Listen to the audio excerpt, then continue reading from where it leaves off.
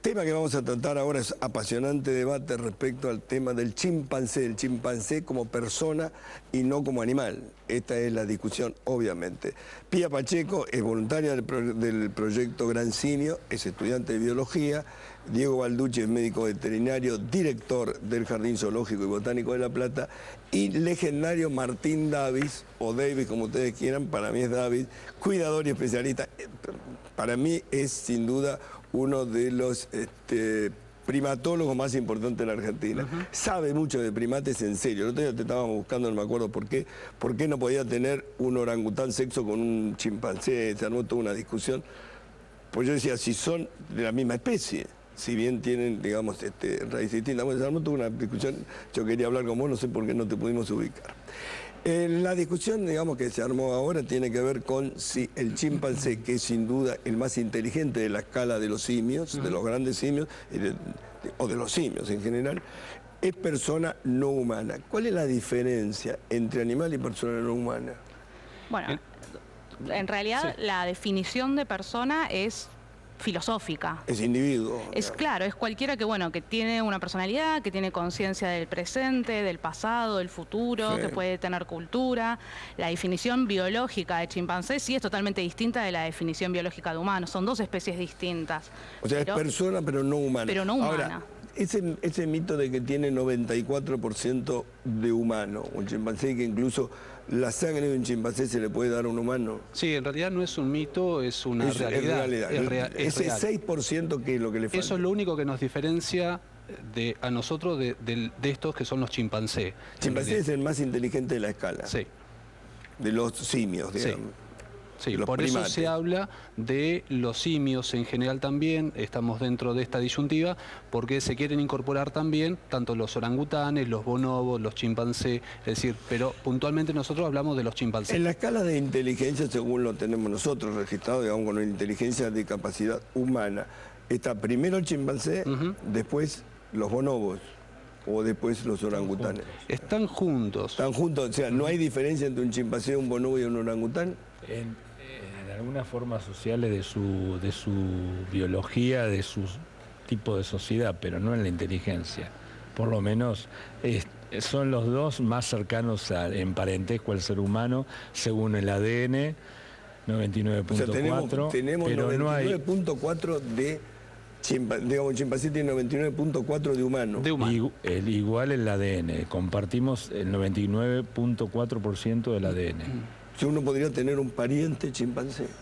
Totalmente. Y sí, pues un homínido no humano, así que es pariente suyo. De la misma familia. De la misma familia. O sea, ahora, ¿qué es lo que cambia? Digo, a ver, la idea de que es persona, incluso se han presentado temas constitucionales. El doctor Sapsay ha hecho precisamente toda una presentación en ese sentido para darle la categoría. ¿Qué cambiaría con considerarlos personas no humanas en el tratamiento nosotros con los grandes simios? Lo que sucede en realidad que los zoológicos están tratando de buscar ir cambiando lo que eran los zoológicos victorianos. Entonces esta clasificación es tratar de tenerlos en un lugar porque ellos tienen inteligencia, tienen ciertas cosas que nosotros si no estamos, si no los vemos o la gente que no está en contacto con los chimpancés desconoce, una inteligencia pero que es muy llamativa, es decir, realizan cosas, se acuerdan, tienen un apego muy importante con el otro que está al lado, si vive con otro congénere, entonces hay que diferenciarlo. Eso es lo que estamos tratando de buscar. El otro día estábamos hablando del mono Martín, vos lo debes conocer, ustedes lo deben conocer, al mono Martín, el del zoológico. El del zoológico. El del zoológico de Buenos Aires. El mono Martín, por ejemplo, cuando estaba más en contacto con la gente, creo que después le agarró como una cosa rara, porque se escapó en un momento dado.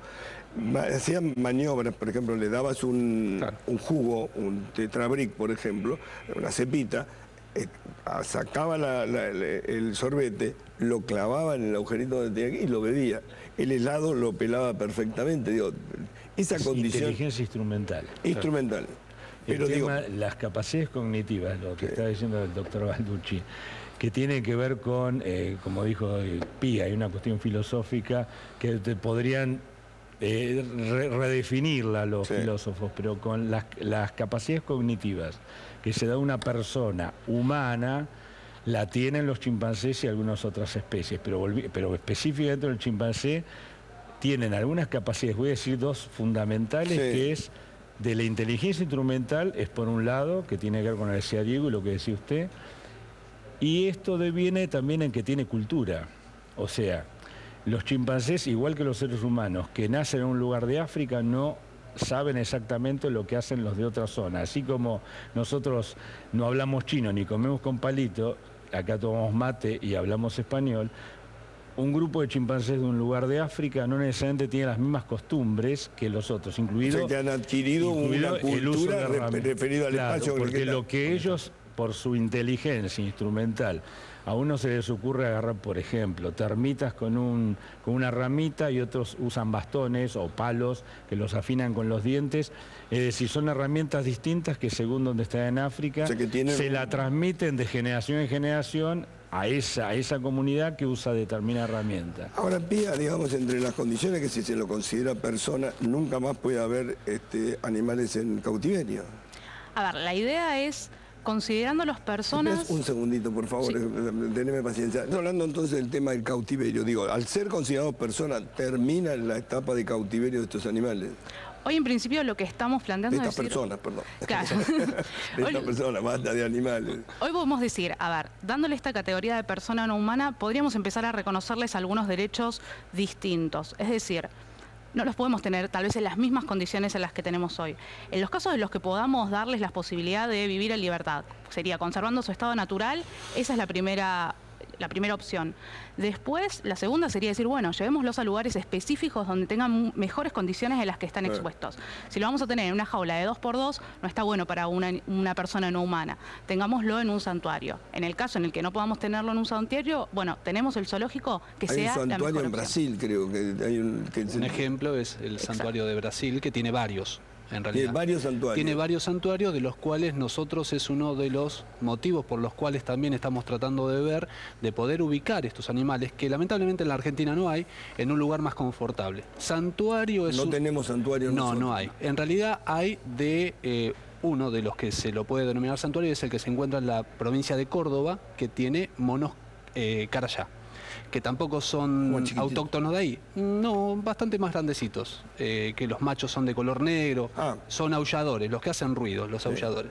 Ese es el único lugar donde hay animales de la misma especie, porque santuario también es un lugar donde tiene que haber animales de la misma especie en semilibertad. Ese es el tema que le quería preguntar la otra vez a David.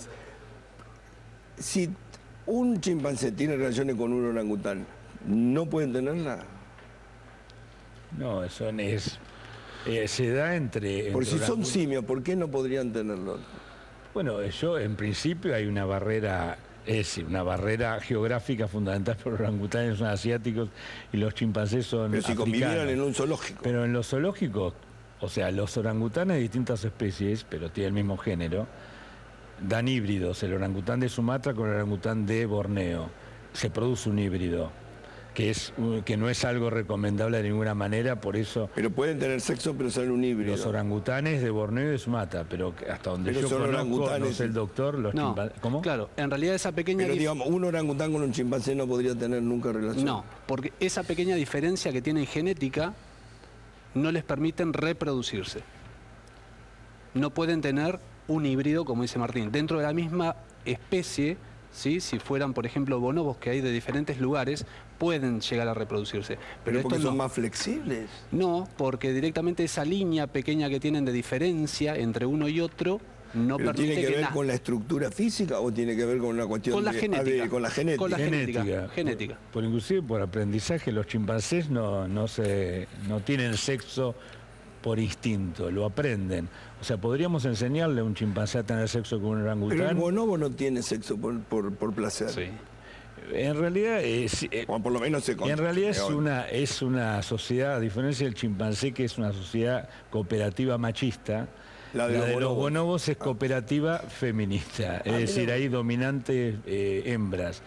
Y una de las cosas que algunos dicen podríamos ser así los seres humanos es que en función del contacto sexual, no necesariamente el coito, la penetración, pero sí frotación de genitales, es como parte de un mimo, de una necesidad social para inhibir agresiones. Por eso el bonobo es mucho menos agresivo.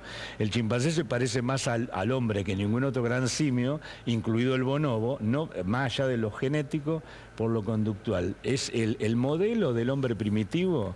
O sea, Leakey mandó, por ejemplo, a Yengu a la África a estudiar a los chimpancés por el tema de que le consideran un modelo evolutivo de la hominización. Es decir, que sería como un hombre primitivo y tiene nuestras características, no solamente buenas, sino el lado oscuro de la humanidad, que es hacer la guerra y tener sociedad muy agresiva. Y entre ellos por el machismo. En cambio el bonobo no.